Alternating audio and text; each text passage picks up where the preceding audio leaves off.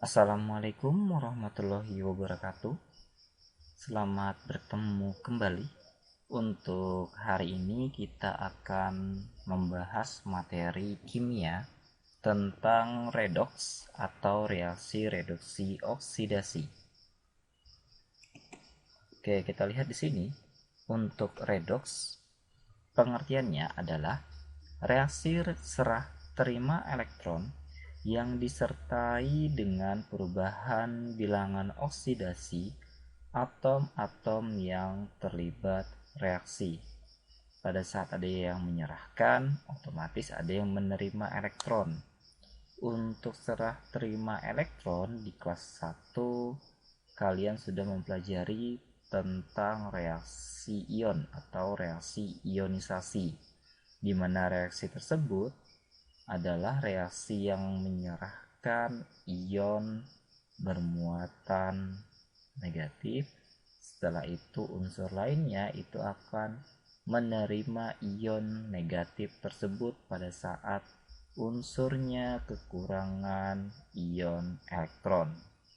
Oke, di situ adalah di sini kita membahas sedikit tentang reaksi-reaksi bilangan oksidasi yang sudah kalian pelajari di kelas 1. Oke, untuk redoks sendiri dalam kehidupan sehari-hari banyak sekali kita jumpai. Contohnya seperti buah apel. Pada saat kalian memotong buah apel, potongan dari buah tersebut kalian letakkan di tempat terbuka atau udara bebas.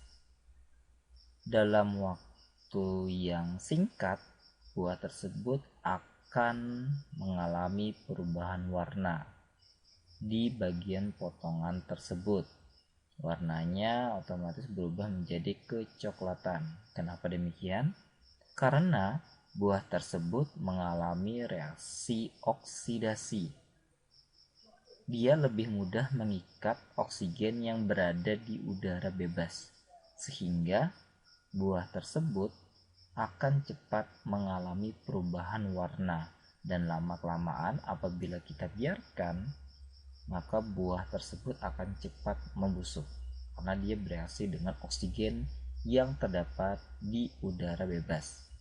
Selanjutnya, reaksi redoks selalu terdiri atas dua buah reaksi, yaitu oksidasi dan reduksi, di mana setengahnya itu adalah reaksi dari reduksi dan setengahnya lagi merupakan reaksi oksidasi.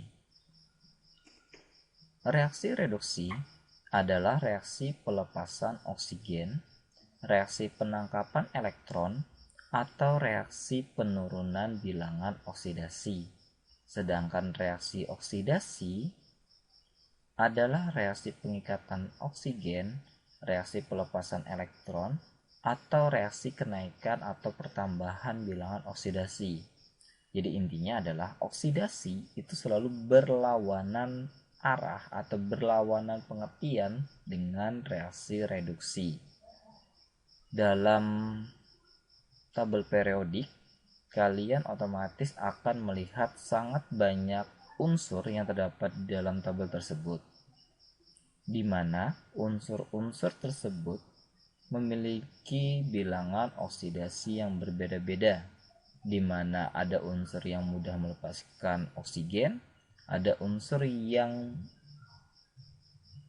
sulit untuk mengikat oksigen, ada yang reaktif, ada yang non reaktif. Selanjutnya kita lihat bilangan oksidasi. Bagaimana sih kita ingin menentukan bilangan oksidasi? Oke, pertama-tama kita lihat dulu apa sih bilangan oksidasi tersebut. Bilangan oksidasi adalah jumlah muatan negatif dan positif dalam atom yang juga menandakan jumlah elektron yang diterima atau diserahkan. Di sini kita akan mendapatkan suatu contoh Zn, suatu unsur Zn yang berbentuk S solid ditambah dengan Cu2+ yang berwujud aquos menghasilkan Zn2 plus bentuk aqueous ditambah Cu berbentuk solid. Di sini kita lihat untuk bilangan oksidasi ada ion yang positif, ada yang netral. Apabila unsur tersebut netral seperti ini, maka bilangan oksidasi dari unsur tersebut itu adalah 0. Sedangkan apabila unsur yang memiliki muatan, kita lihat muatannya. Apabila dia muatannya positif, maka bilangan oksidasinya otomatis positif. Apabila dia negatif, otomatis bilangan oksidasi dari unsur tersebut itu negatif pula. Di sini kita lihat untuk Zn kita hubungkan dengan produk yang berupa Zn. Di sini bilox Zn untuk awal reaksi itu adalah 0, dan di produk atau hasil reaksi itu ada positif 2. Dari bilangan oksidasi 0 menuju positif 2, dia mengalami kenaikan. Apa itu kalau kenaikan? Sini kita lihat. Reaksi oksidasi adalah pertambahan atau kenaikan bilangan oksidasi. Jadi, untuk Zn dia mengalami oksidasi. Bagaimana dengan Cu? Cu di sini adalah positif 2, dan di produk dia 0. Dari positif 2 ke 0 otomatis dia mengalami pengurangan, sehingga namanya adalah reduksi. Lalu apa itu reduktor dan oksidator? Reduktor itu adalah zat atau spesies yang mengalami oksidasi atau pereduksinya lah. Jadi untuk yang di reaktan itu adalah bertindak sebagai reduktor, dan di produk itu adalah hasil dari oksidasinya. Nah, jadi diingat-ingat untuk yang di awal yaitu di reaktan dia adalah reduktor, dan di produk dia adalah hasil oksidasi. Lihat aja dulu di sini. Apabila dia mengalami kenaikan, dia dinamakan dengan oksidasi, dan spesies reaktannya otomatis reduktor. Apabila dia mengalami penurunan, itu dinamakan dengan reduksi, dan spesies yang awal itu dinamakan dengan oksidator. Oke, jadi diingat-ingat untuk yang kedua itu spesies yang mana yang dinamakan oksidasi, hasil reduksi, dan yang mana yang dinamakan dengan reduktor oksidator. Oke, kita lihat selanjutnya. Untuk penentuan bilox. Penentuan bilox atau bisa dikatakan aturan dalam menentukan bilangan oksidasi itu seperti apa? Nah, jadi dari aturan ini kita bisa menentukan bilangan oksidasi dari bermacam-macam unsur, senyawa, ataupun ion. Yang pertama, bilangan oksidasi dilambangkan dengan BO, supaya lebih mudah. BO, setiap atom dalam unsur bebas adalah 0. Yang dimaksudkan dengan unsur bebas artinya unsur tersebut tidak berikatan dengan unsur lainnya. H2, N2, O2, Cl2, I2, dan sebagainya itu memiliki bilangan oksidasi sebesar 0 karena dia tidak berikatan dengan unsur lainnya. Yang kedua, bilangan oksidasi ion suatu atom sama dengan muatan ion tersebut. Untuk aturan yang kedua, yang kita lihat itu adalah muatannya. Nah, di sini kita lihat muatannya adalah Na+. Artinya muatannya adalah positif. Karena tidak ditulis angkanya, otomatis positif 1. Bagaimana apabila ditulis? Kalau misalnya ditulis, otomatis sesuai dengan angka yang dituliskan. Contohnya seperti Mg. Mg di sini muatannya adalah 2 min atau 2 negatif. Sehingga di logs dari Mg itu adalah negatif 2. Bagaimana kalau misalkan dia adalah Mg 4 min, artinya biloxnya itu adalah negatif 4. Mg 3 plus, artinya Mg bilangan oksidasinya adalah positif 3. Selanjutnya, yang ketiga, yaitu BO atau bilangan oksidasi atom logam alkali dan alkali tanah dalam senyawanya atau dalam bentuk ion sesuai dengan letak golongan pada sistem periodik unsur dan selalu bertanda positif. Jadi, untuk alkali itu adalah 1A dan alkali tanah itu adalah 2A. Jadi semua unsur yang berada di golongan 1A memiliki BO sebesar 1. Sedangkan semua unsur yang berada di golongan 2A dia memiliki BO sebesar positif 2. Jadi diingat, untuk unsur-unsur yang berada di golongan 1A, BO-nya itu adalah positif 1. Dan semua unsur yang berada di golongan 2A memiliki BO sebesar positif 2. Yang keempat, BO unsur H dalam senyawanya adalah positif 1. Jadi untuk H atau unsur H, dia punya spesial atau sifatnya itu khusus. BO yang dimiliki H itu adalah positif 1. Jadi kita tidak perlu melihat. Jadi sudah pastilah H itu adalah positif 1. Itu seperti tetapan saja. Dia bisa bernilai negatif 1 apabila dia berada pada senyawa hibrida. Contohnya senyawa hibrida itu adalah NaH, LiH, CaH2. Yang apabila dia membentuk senyawa ini, H tersebut bernilai negatif 1.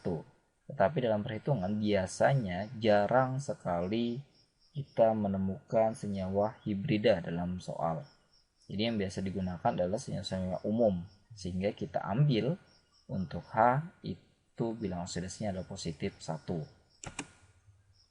Yang kelima, bilangan oksidasi unsur O dalam senyawanya adalah negatif 2. Nah, sama perlakuannya seperti H tadi.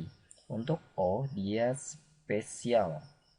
Jadi bilangan oksidasinya seperti tetapan yaitu negatif 2. Dia bisa bernilai selain negatif 2 apabila dia berada pada senyawa peroksida. Contohnya adalah H2O2 di mana nilai O ini adalah negatif 1. Dan dia berada di senyawa superoksida, contohnya KO2, RbO2, pada saat itu BO dari unsur O itu adalah negatif setengah. Oke, tapi untuk senyawa-senyawa ini jarang juga digunakan, sama seperti yang H tadi. Untuk hibrida jarang digunakan, jadi yang biasa digunakan adalah yang umum. Selanjutnya, sifat yang keenam, jumlah total BO atom-atom dalam suatu senyawa adalah 0. Contohnya seperti ini, kita lihat. Tentukan bilangan oksidasi atom S dalam senyawa H2SO4. Di sini untuk senyawanya dia tidak memiliki muatan. Karena dia tidak memiliki muatan, maka pada saat dijumlahkan seluruh BO unsur-unsur ini nilainya adalah 0. Nah, itu dimaksudkan dengan senyawa sama dengan 0. Selanjutnya kita lihat setiap unsur-unsurnya, berapa BO, berapa atomnya. Untuk H dulu, H2, artinya atomnya sebesar 2, dikali dengan bilangan oksidasi H, ditambah 1 ini dapatkan dari sini nih, S. Jumlah atomnya kan tidak ditulis. Karena tidak ditulis, artinya bilangan atom atau jumlah atom dari S itu nilainya adalah 1 dikali dengan BOS. Kenapa tidak ada nilainya? Karena ini yang ditanyakan. Kalau misalnya tidak ada yang ditanyakan, kalau diketahui semua, apa yang mau kita cari? Nah, itu maksudnya. Jadi, otomatis ada yang ditanyakan. Ditambah 4 tadi adalah jumlah atom dari O dikali negatif 2, tetapan dari O tadi yang sudah kita bahas sebelumnya. Jadi di sini adalah hanya adalah 1 yang merupakan bilangan oksidasi dari H sendiri, dan 2 ini adalah jumlah atom dari H, ditambah 1 atom S dikali BOS yang ditanyakan, ditambah 4 dikali negatif 2 sama dengan 0. 2 dikali 1 hasilnya 2. 1 dikali BOS hasilnya BOS karena dikalikan 1. 4 dikali negatif 2 hasilnya adalah negatif 8. Selanjutnya 2 dikurangi 8 itu hasilnya adalah negatif 6. Karena negatif 6 kita pindah ruaskan ke sebelah kanan. Negatif pindah ruas jadi positif, sehingga kita dapatkan bilangan oksidasi dari S, unsur S yaitu sulfur, sama dengan positif 6. Oke, itu adalah sifat yang ke-6. Dan yang terakhir sifatnya adalah jumlah bilangan oksidasi unsur-unsur dalam suatu ion poliatomik atau poliatom adalah sama dengan muatannya. Kalau yang tadi kan tidak ada muatannya, dia bernilai 0. Apabila dia ada muatannya, itu sama dengan muatan atau jumlah muatannya.